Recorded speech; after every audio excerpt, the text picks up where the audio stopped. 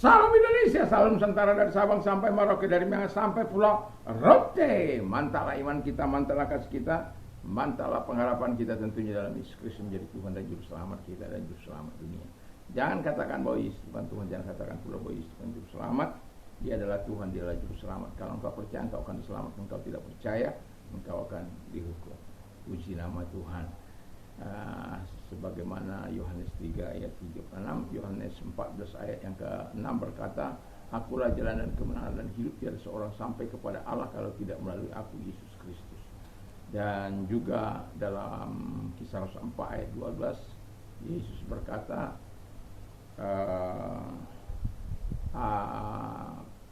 Petrus berkata, dan keselamatan tidak ada dalam siapapun juga selain dalam Dia Yesus Kristus, karena tidak ada nama lain yang diberikan kepada manusia yang olehnya kita dapat diselamatkan. Dan juga kita mengatakan dalam Yohanes 3 ayat 16, karena begitu besar kasih Allah akan dunia ini sehingga Ia mengaruniakan anaknya yang tunggal, supaya setiap orang percaya kepada yang tidak binasa melainkan peroleh hidup yang kekal. Mantap. Dan Alkitab juga mengatakan dalam Roma 10 ayat 9 dan 10, dengan hati percaya engkau dibenarkan, dengan mulut mengaku engkau diselamatkan. Puji nama Tuhan. Dan selamat pagi bagi kita semua. Semoga di pagi ini kekuatan Tuhan, kekuatan Roh Kudus, kekuatan firman, kekuatan iman, kekuatan doa menyertai setiap kita, sehingga setiap kita tetap hidup di dalam takut akan Tuhan, terhindar dari segala dosa-dosa yang tidak menyenangkan hati Tuhan. Dan sebelum kita mendengarkan firman Allah, saya akan membaca firman Allah dalam Roma 3 ayat 9 dan ayat 23. Demikian bunyi firman Allah, jadi bagaimana adakah kita mempunyai kelebihan daripada orang lain? Sama sekali tidak, sebab di atas telah kita tuduh baik orang Yahudi maupun orang Yunani, baik mereka semua ada di bawah kuasa dosa. Ayat 23. Karena semua orang telah berbuat dosa dan telah kehilangan kemuliaan Allah. Jadi tema kita adalah dosa atau sin. Kita tahu bahwa sejak dari Adam memberontak kepada Allah, manusia yang akhirnya memiliki tabiat dosa, sebagaimana dalam Kejadian 5 ayat yang ke-3. Jadi manusia itu nature-nya adalah dosa. Nah, dosa yang kita tahu akibat daripada dosa dalam kehidupan manusia, yang pertama, sifat manusia tidak lagi taat kepada Allah.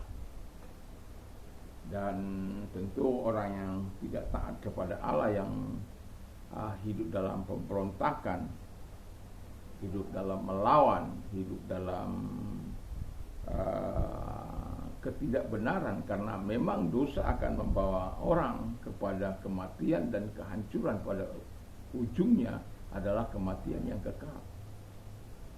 Dan dosa akan senantiasa bersembunyi, dan dosa akan senantiasa melakukan perlawanan bagi mereka yang dikuasainya. Dan itu sebabnya orang-orang yang dikuasai setan, dia tidak akan sungkan-sungkan untuk melakukan apapun yang terjadi. Kalau saya tidak salah, itu di Mandailing itu baru-baru ini, bagaimana orang tua kandungnya sendiri dibunuh. Karena apa? Memang nature manusia itu berbuat dosa. Kalau dia tidak dalam kuasa Tuhan Adam yang kedua itu, maka manusia akan melakukan yang tidak pantas dilakukan. Tapi itu adalah tabiat dosa. Yang kedua, dosa itu akan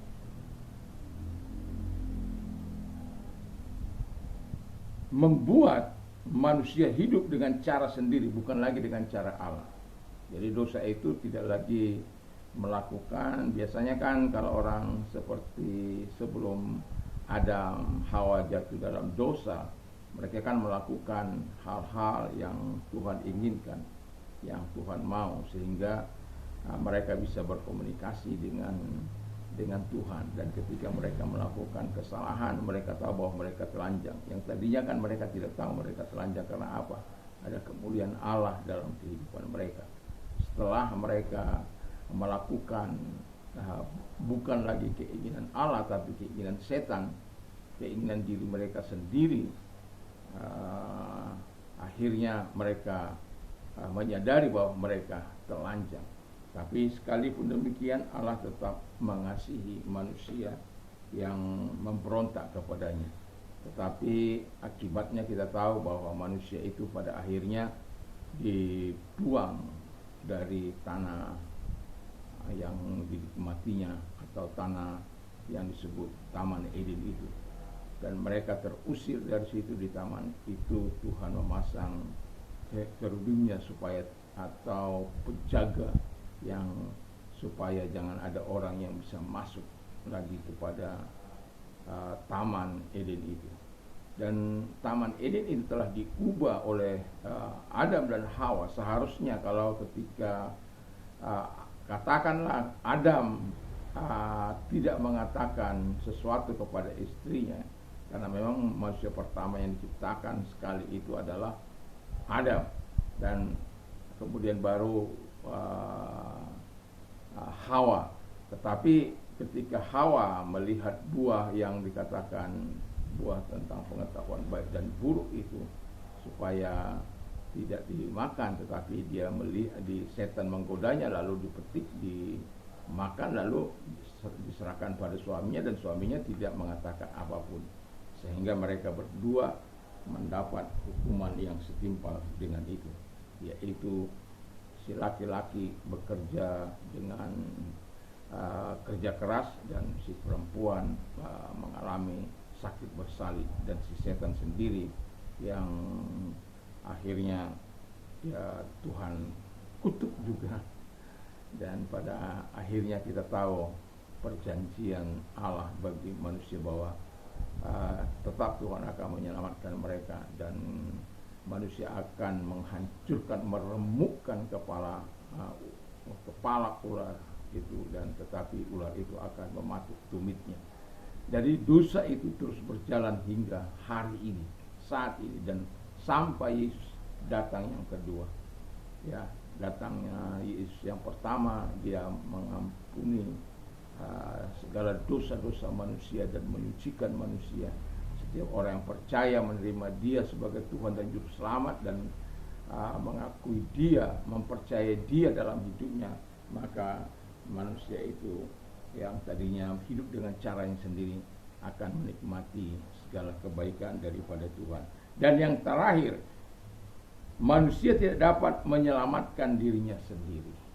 Jadi dosa yang dialami oleh manusia, akibatnya manusia akan mati. Upah dosa ialah maut.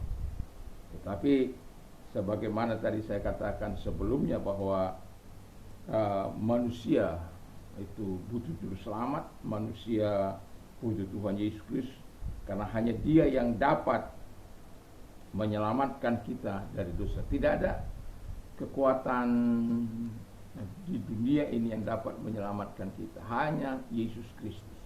Dan itu sebabnya dosa hanya dapat disingkirkan oleh pengampunan dari Yesus. Dan Adam yang kedua itu, Adam yang pertama itu sudah gagal. Itu sebabnya Tuhan melalui Yesus, Adam yang kedua itu mengambil inisiatif untuk menyucikan manusia, membenarkan manusia dari segala tindakan-tindakan, perbuatan-perbuatan yang memalukan, yang melawan Tuhan. Dan ada manusia yang tidak mau menerima dia karena menganggap dia tidak butuh juru selamat. Tetapi bagi orang-orang percaya, Yesus itu adalah penyelesai dari semua masalah dosa.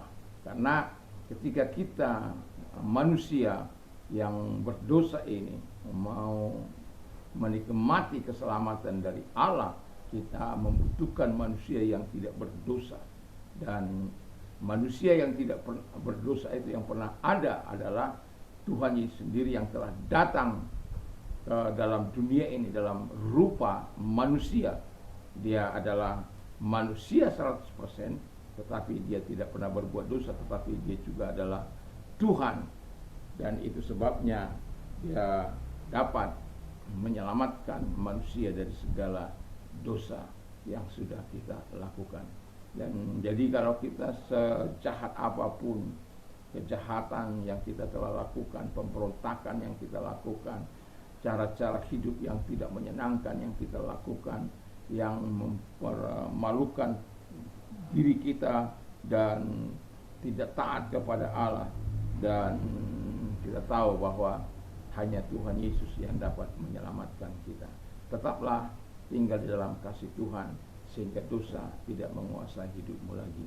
Dosa tidak berkuasa atas tubuhmu, karena kita sudah ada di dalam Tuhan Yesus Kristus. Dan kalau kita lihat dalam masa 1 Filipi 1 ayat 20 di sana dikatakan, dengan tubuhku ini, ya, dengan tubuhku ini. Jadi Kristus harus dimuliakan dengan tubuhku ini, baik oleh hidupku maupun oleh kematian. Jadi hidup kita dalam tubuh yang kita pakai ini itu bukanlah untuk kita pakai untuk melawan Tuhan. Makanya Paulus katakan dengan jelas bahwa saya akan membawakan ini secara khusus, bahwa ketika kita telah memiliki Kristus, memuliakan Kristus dalam tubuh kita, maka Kristus, Paulus mengatakan dalam ayat 21, Kristus bagiku, for to me to live is Christ and to die is gain. Karena bagiku adalah hidup adalah Kristus dan mati adalah keuntunganku. Keuntungan itu ketika kita mati dalam Tuhan, dalam memuliakan Allah, hidup kita memuliakan Allah. Tetapi kalau hidup kita tidak memuliakan Allah, tidak mengagungkan Allah, tidak meninggikan Allah, hidup dalam dosa, saya yakin kita akan memperoleh kematian yang sia-sia. Dan itulah sebabnya Paulus katakan, baik oleh hidupku maupun oleh matiku. Ya, kalau kita mati dalam Tuhan, hidup dalam Tuhan, dalam Roma mengatakan itu kita mendapatkan sesuatu kehidupan yang kekal. Dan ayat 21-nya dikatakan, 21-22-nya dikatakan, selama kita hidup, biarlah kita hidup bukan menghasilkan dosa, tapi menghasilkan buah pertobatan, dan sekaligus juga di mana kita membawa orang-orang yang belum percaya kepada Tuhan boleh percaya melalui kesaksian hidup kita. Mari kita tunduk kepala dan kita berdoa.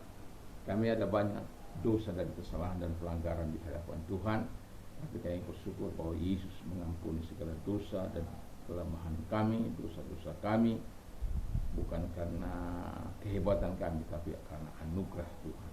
Terima kasih.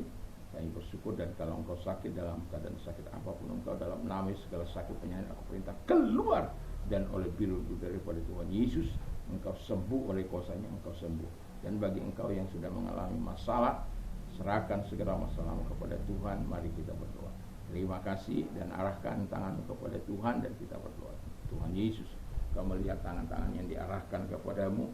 Kami menyerahkan masalah kami kepadamu, karena Engkau mengatakan, maka kami akan mendapat kelegaan. Lakukanlah Bapa firman-Mu, karena kami telah menyelesaikan segala, menyerahkan segala masalah kami ke dalam tangan Tuhan. Di dalam nama Yesus Kristus kami bersyukur dan kami berdoa, dan kami percaya Tuhan telah menolong kami. Haleluya. Amin.